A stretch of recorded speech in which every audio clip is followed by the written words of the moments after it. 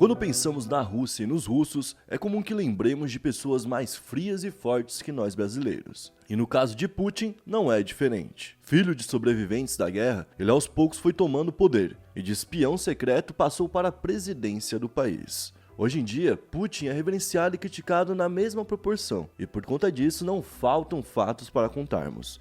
No vídeo de hoje, iremos apresentar 5 absurdos de Vladimir Putin. E aí pessoal, beleza? Meu nome é Bruno Fabio, esse é o Planeta Novo e se você ainda não é inscrito no canal, vai se inscrever agora e deixar o seu like para ajudar a gente. No vídeo de hoje, a gente vai falar sobre Putin, 5 absurdos sobre ele, certo? Hoje eu tenho o Digo Black por trás das câmeras e é ele quem vai dar pra gente a meta de likes pro vídeo de hoje. A meta de like aí pro Vladimir. Eu quero 13.782. 13.782 likes e eu quero que vocês deixem pelo menos 1.500 comentários ainda hoje. Será que é possível? 1.500 comentários? Vamos lá, então, vamos lá. Vem forte aí que agora a gente tá soltando 2 vídeos por dia. Estamos valendo aí, tá? Estamos merecendo, né? Na quinta posição, já vamos logo para aquilo que a galera mais quer ver nesse vídeo. É se o cara era um espião ou não era. Ele era um espião sim. Mas tinha na cara, tava na cara já. Né? A gente sabia, mas até pouco tempo atrás, a gente não tinha nenhuma confirmação. E ó que doideira. Quando você é um espião, o que você faz? Você nega que é um espião até que provem. Claro. Então ele sempre foi um cara que... não é bem assim, isso é mito, não sei o que, até provarem. A polícia da Alemanha, a Stasi, possuía então nos anos 80 um espião que logo depois se tornou presidente, o Vladimir Putin. E eu não falei errado, tá? Ele era espião da Alemanha? Exatamente. Por quê? Vamos para pensar. Anos 80 ainda. O que tinha nos anos 80? O Muro de Berlim. O Muro de Berlim. E tinha um lado que era russo e um lado que era americano, certo? Em ideologia. Então, por conta disso, ele atuava na Alemanha. Como que conseguiram descobrir isso? Estavam analisando ali arquivos antigos da Stasi e foi encontrado por lá a passagem, todo ali o cadastro dele, né, do atual presidente da Rússia. Na época, o Putin estava ligado ao Comitê de Segurança da União Soviética, conhecido também como KGB, certo? Então ele tava no bagulho brabo, hein? Tava num bagulho bem bravo. E tinha um documento entre a Stasi e a KGB, onde nesse documento aparece a assinatura do Putin. Então, mais uma prova de que ele estava por lá. Bom, depois de conseguir essas provas, a história veio à tona e descobriu que o Putin era um espião em Dresden, lá no lado alemão. E isso rolou até dezembro de 1989, quando ele tinha ali perto dos 30 anos. Em entrevista para uma TV lá do estado da Rússia, uma TV da própria Rússia, sabe? Ele falou que uma das funções dele era coletar informações ilegais. Olha que doideira. É massa o cara que é espião, né? Que ele é meio da polícia, mas ao mesmo tempo ele é meio criminoso, né? Porque ele tá em outro lugar. Outra coisa que ele podia fazer também é coletar documentos, além de recrutar novos agentes. Bom, depois que a União Soviética acaba ali no início dos anos 90, ele passa a ser coordenador político do governo de São Petersburgo, ou seja, ele continua uma pessoa importante. E ele vai evoluindo politicamente, né? Logo depois ele virou assessor do presidente do país, o Boris Yeltsin. Em 1998 ele passou a chefiar a FSB, que seria o Serviço Federal de Proteção, ou seja, algo muito parecido com a KGB, mas como acabou a União Soviética, a KGB acabou também e surgiu algo novo ali, né? E ele estava chefiando o projeto, ou seja, era um cara de muita importância por lá. E logo depois ele vira primeiro-ministro do Boris. Nossa, mano, ele foi escalando vários degraus, muito rápido, se você parar pra pensar, né? Tipo, 89, ele é um agente infiltrado na Alemanha. No final dos anos 90, a gente tem a renúncia do presidente Boris e ele se tornando presidente interino do local e nunca mais saindo do poder. Na quarta posição, a gente vai falar o fato de ninguém saber quem são suas filhas. Olha que doideira. Apesar de ele estar longos anos aí no poder, o presidente da Rússia evita que sejam divulgadas imagens ou qualquer tipo de informação sobre as filhas dele. Muito básico. Ele era da KGB, lembra? Sim. Então na KGB ninguém pode saber quem é a tua família, porque senão vão matar a tua família, vão sequestrar a tua família. Isso é lógico. E ele foi mantendo isso. Ele saiu da KGB e não foi pro lugar mais de boa. Ele foi pra nova KGB. Aí depois da nova KGB, ele virou primeiro-ministro. Aí depois que ele virou primeiro-ministro, ele virou presidente da Rússia. Então, tipo, ele falou, vou manter minha família protegida, porque elas não escolheram ter essa vida, entendeu? Inclusive, em 2012, quando o presidente aceitou ali fazer um documentário sobre ele, o documentário que ganhou o nome dele, né, o Putin, quem dirigiu na época foi o cineasta alemão Rupert Zaipel, ele falou pra não falar da vida familiar dele. Não queria falar da vida familiar porque era um direito delas terem essa proteção. Inclusive, ninguém sabe nem a idade das filhas dele. Mas a gente imagina que hoje elas tenham por volta dos 30 anos. Essas são as 2 filhas oficiais que ele fala que tem. Esse dado a gente tem pelo menos. de que ele tem 2 filhas. Ele até falou sobre, ele falou, em geral, acredito que cada pessoa tem direito ao seu próprio destino. Elas nunca foram filhas de uma celebridade, nunca tiveram prazer em ser o centro das atenções, e estão simplesmente vivendo suas vidas. Mas, obviamente, que um presidente de um país escondendo as filhas ia chamar a atenção de vários repórteres, né? Isso é óbvio. Então, uma investigação feita por um jornal chamado Reuters, publicado no dia 10 de novembro de 2015, disse que tinha encontrado a filha mais nova do Putin, que se chamaria Katerina. Ela seria uma estudante de sucesso, tá? Muito boa estudante, muito dedicada, e que trabalhava na Universidade Estatal de Moscou, além de participar de uma competição de rock and roll acrobático, tá? Como assim, mano? Que é um tipo de dança esportiva que tem na Rússia. Que doideira. E a mina parece bastante com o Putin, realmente parece bastante. Diz que o sobrenome dela seria Tikhonova. E o porta-voz do Putin, o Dmitry Peskov, falou sobre a investigação. Ele falou, não posso dizer nada sobre quem é a filha do Putin, porque nem tenho essa informação e nem se supõe que eu deva tê-la. Não é parte das minhas funções administrativas. Nossa. Cara, imagina, nem o cara que tá com o Putin sabe quem é as filhas. Mas, mano, isso que fica batendo na minha cabeça. Os caras que trabalham com ele, tá ligado? Nunca vê ele falando com as filhas ou mandando mensagem, alguma coisa deve assim. saber, né? É. É isso que eu falei, pô, o cara é bom, pô. Não, Se um bom espião não vai chegar e falar, é ela mesmo, pô, tá ligado? Putz, acertou em cheio. E numa coletiva de imprensa, ainda em 2014, perguntaram pro presidente se a Katerina Tikhonova era sim a filha dele. Ele falou, bom, eu já li diferentes coisas em diferentes momentos. Até pouco tempo atrás, todo mundo dizia que minhas filhas estudavam em outro país e viviam permanentemente fora da Rússia. Graças a Deus, ninguém escreve mais isso. Agora estão dizendo, e isso é verdade, que elas vivem na Rússia e nunca deixaram o país, para viver permanentemente. Ou seja, desconversou, não falou sobre, não confirmou, nem negou, mas falou, pô, fico feliz pelo menos que agora não falam que minhas filhas moram fora da Rússia. Tipo, o cara que lidera tudo isso tem as 2 filhas morando fora da Rússia. Você entendeu? Sim. Então, pra quem é rival do cara, é um prato cheio. Lógico. É bom morar na Rússia, mas pra sua filha não. Você entendeu? Sim, então, muito também se falou por conta disso. E por isso que ele falou, ainda bem que pelo menos não falam mais isso.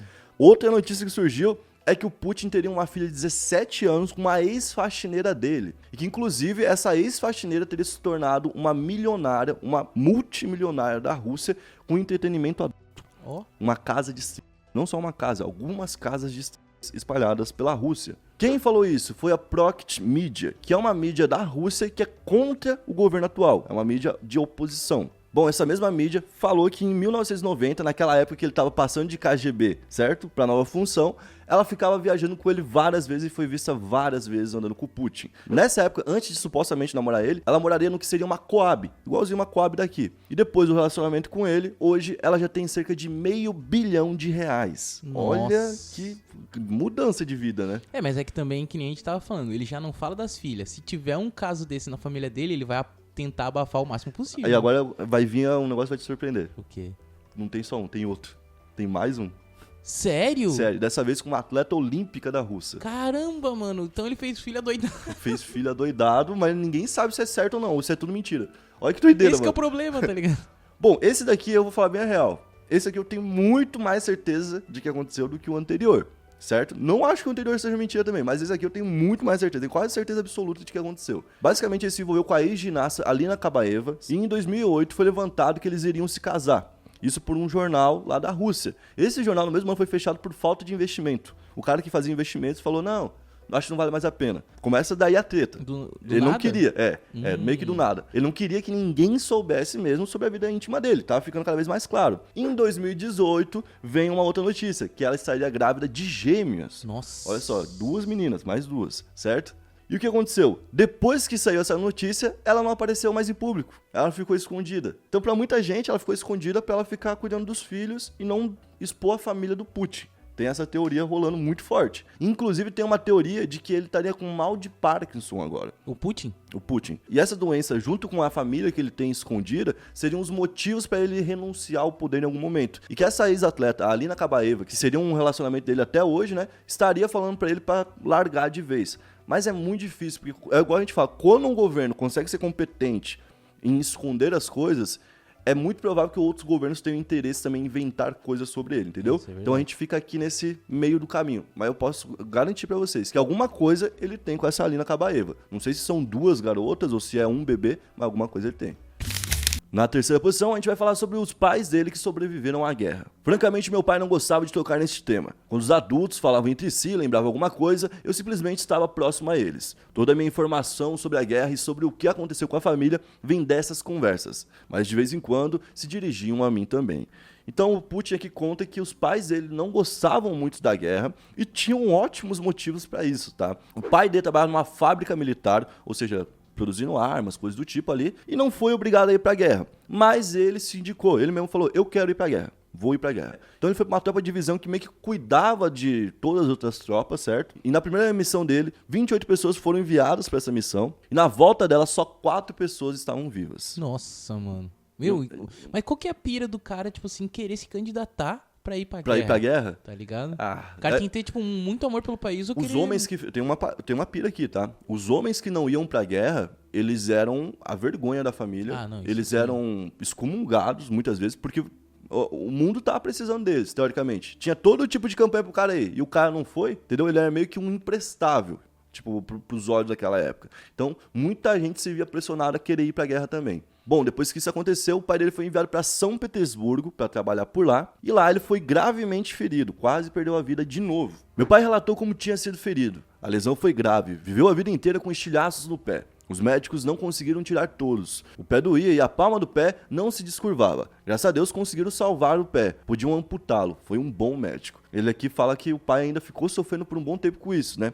E olha que doideira, o pai dele estava lá em São Petersburgo, machucado, certo? Certo. A mãe dele estava em casa numa época onde eles estavam tendo muita fome na cidade dela. A cidade dela estava em guerra e estava rolando muita fome lá, estava morrendo muita gente sem comida. O filho mais velho dele tinha sido enviado para uma espécie de asilo, de local de cuidado, assim, tá ligado?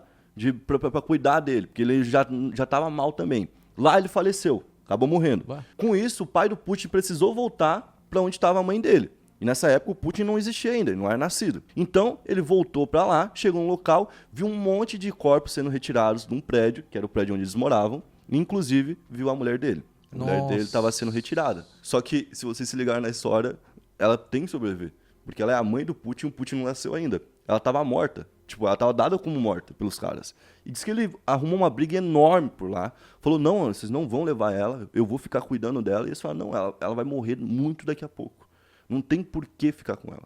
Não pode deixar. E ele ficou cuidando dela e ela não morreu, mano. Olha que doideira, cara. Os caras iam levar ela como defunto, tipo, só porque já tava próximo da morte, entendeu? Tinham dado como morta já, né?